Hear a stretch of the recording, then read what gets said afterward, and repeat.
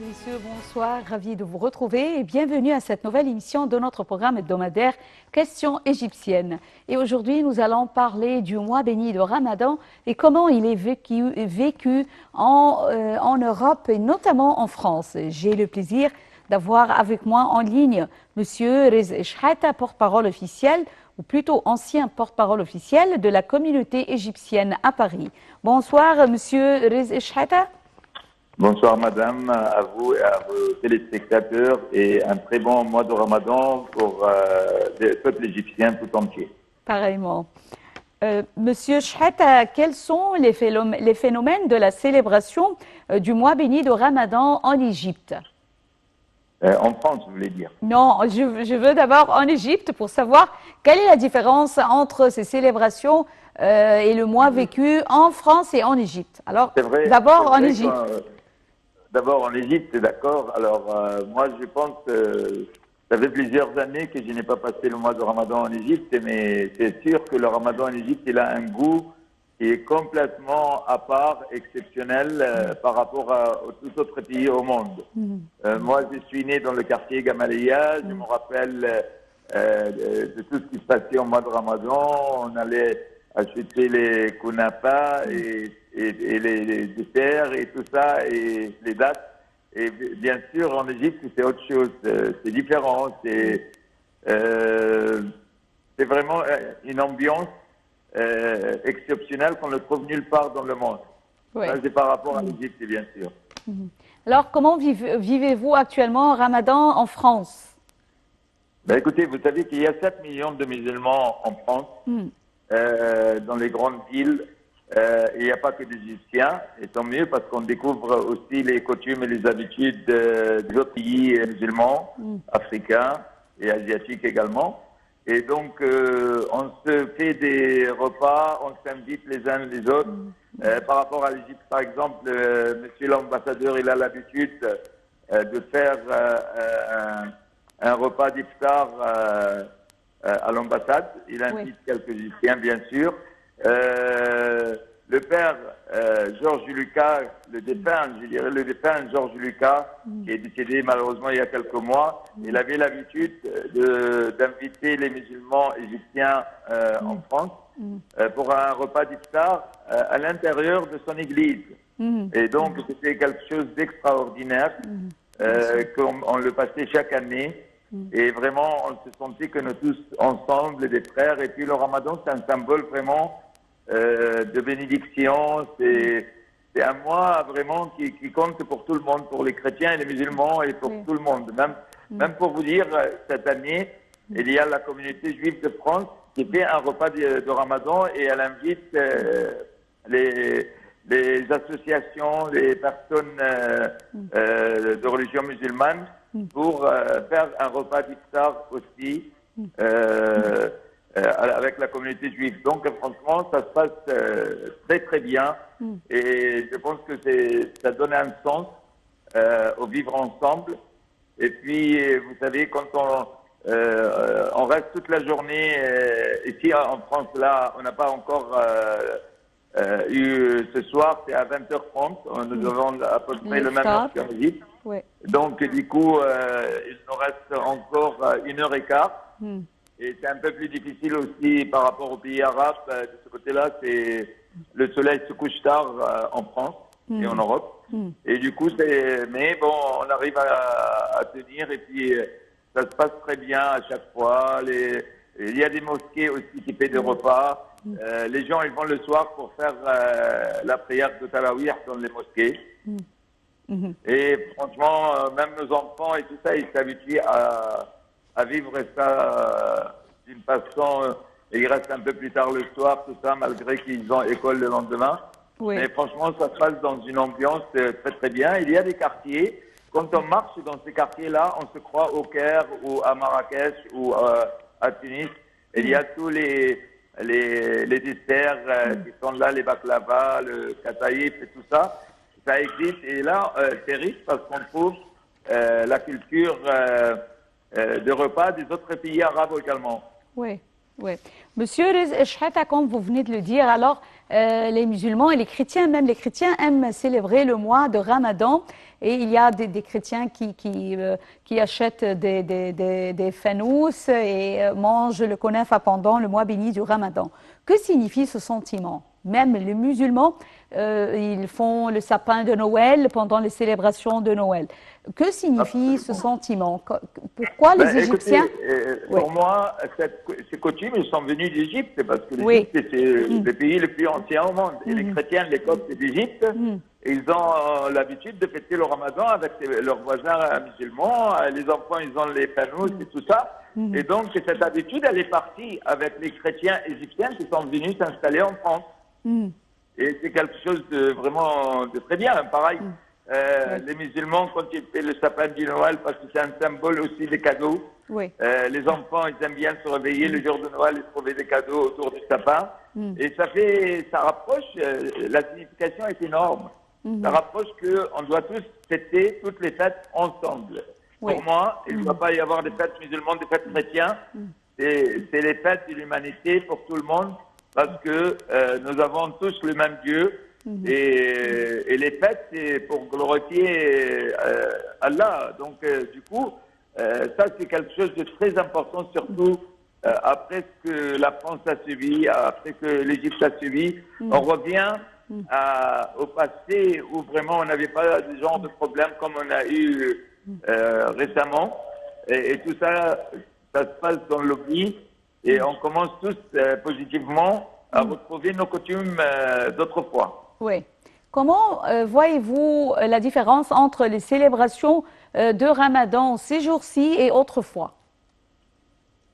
Est-ce que vous trouvez une différence? Écoutez, moi, comme je suis un peu âgé, j'ai vécu le Ramadan en Égypte avant mon immigration en France.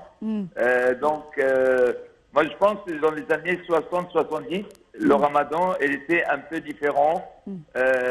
Après, il y a eu pas mal d'événements qui étaient plus ou moins négatifs dans ce sens-là. Mais après, je pense qu'on commence à retrouver aujourd'hui les coutumes qu'on avait dans les années 70 en Égypte, par exemple. Et ici en France, vous savez que demain, c'est les élections présidentielles en France. Et donc, c'est le premier tour demain, le 10 avril. Les musulmans en France, les musulmans français vont voter comme tout le monde. Et bon, bah, les bureaux de vote, ils ferment à 20h, donc ils ont le temps de voter et puis partir couper leur jeûne après à 20h30 comme tous les jours. Donc, on essaye d'être utile pour la société française, on essaye de garder nos coutumes, on essaye de faire les prières le soir, on essaye de sortir, par exemple, autour d'un café le soir entre le coucher du soleil et jusqu'au sahour.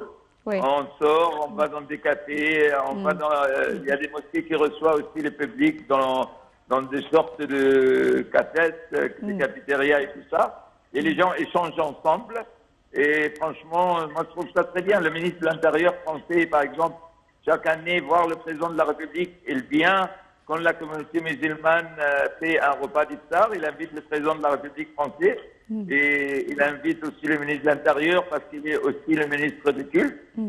Et dans chaque communauté, dans chaque ville, on invite le maire de la ville et ils répondent tous présents aussi parce que le symbole de Ramadan, c'est le symbole de la paix. Le don et la paix. Mais bien sûr, et de donner aux autres, et de penser aux autres, et ne pas penser que sur soi-même. On pense aux autres aussi, on aide les autres s'ils sont dans le besoin. Et tout ça, franchement, c'est humain aussi. C'est musulman, mais c'est humain également.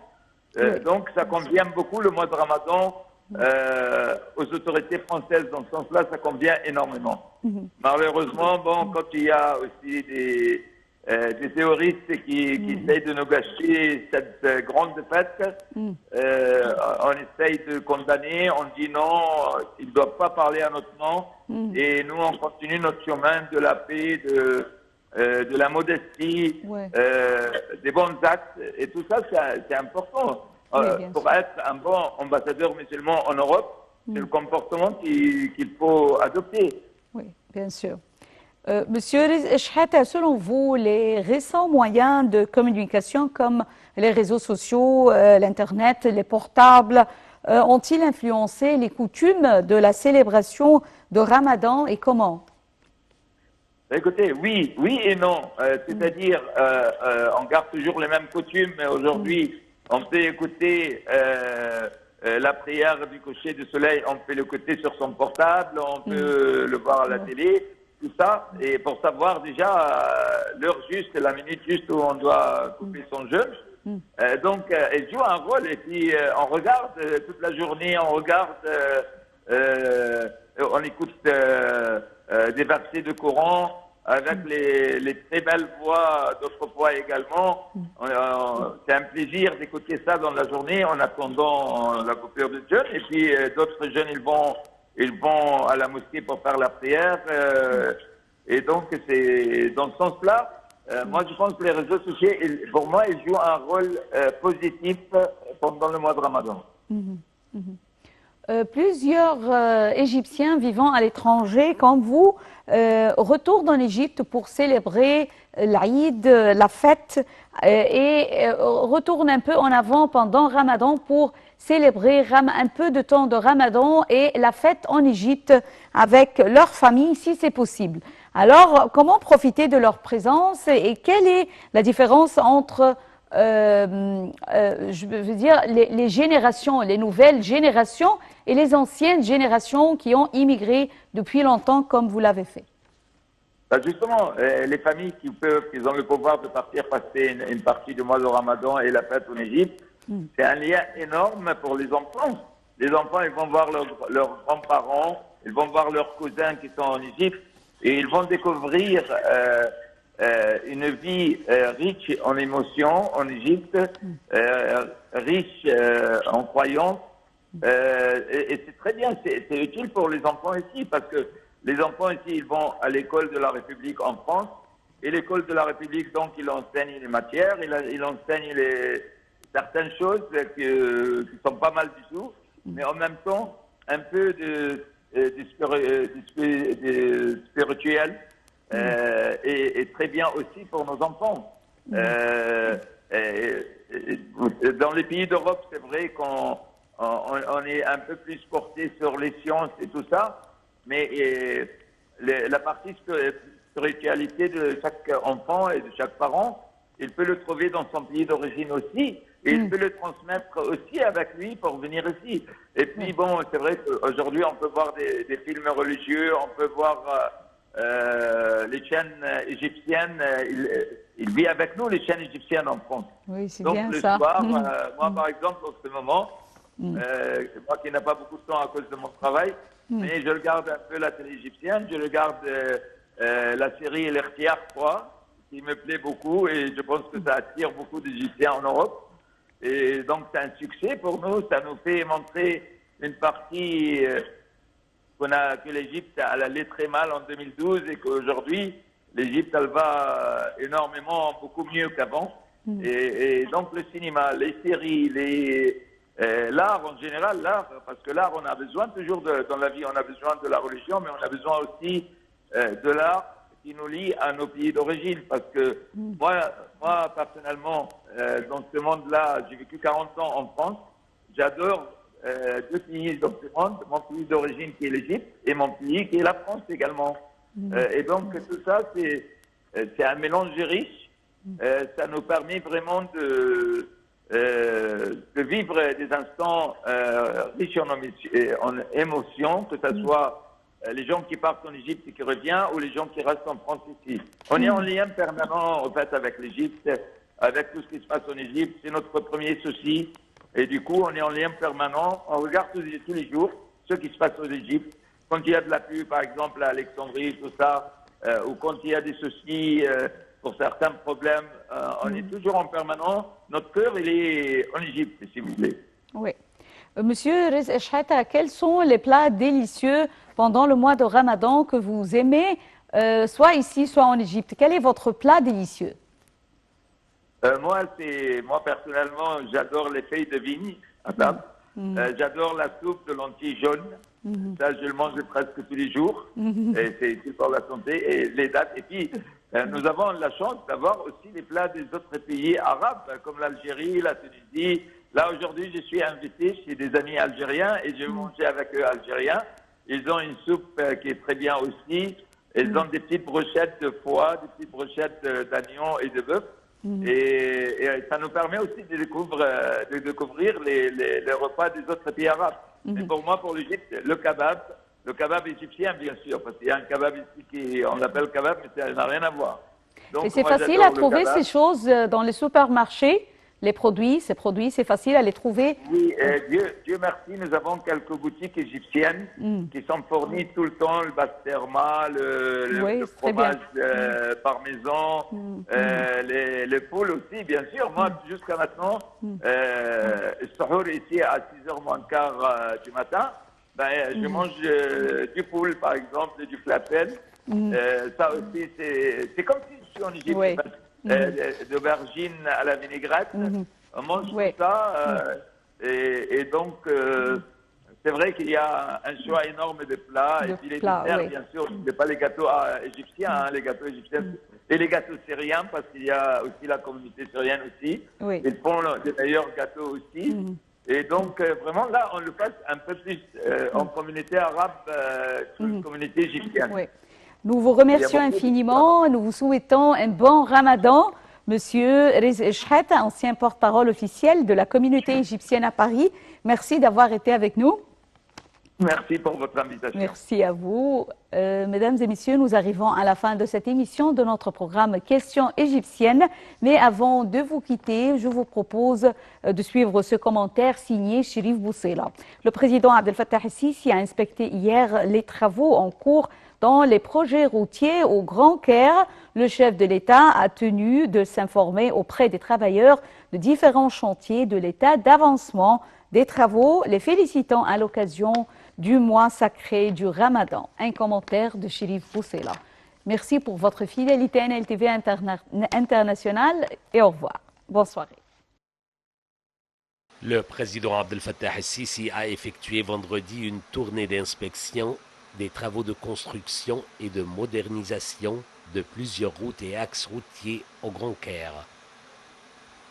Le porte-parole de la présidence, l'ambassadeur Bassem Rodi, a déclaré que le chef de l'État a tenu à parler avec les ouvriers présents sur les différents chantiers pour s'enquérir de leur opinion et du déroulement des travaux sur place. Il a souligné que le président Abdel Fattah el-Sisi avait inspecté lors de cette tournée les travaux en cours sur l'axe de Jihan el-Sadet qui lie le centre-ville et la place Ramsès à l'autostrade, ainsi que les travaux de la construction de l'axe Hassaballah al-Kafraoui qui lie le sud du Caire dans le quartier de Maadi au quartier d'Al-Asmarat. Le président Abdel Fattah el-Sisi a en outre inspecté les dernières étapes des travaux en cours sur l'axe de Dr Samira Moussa qui lie le quartier d'Al-Asmarat aux régions de l'est du Caire et du Nouveau Caire.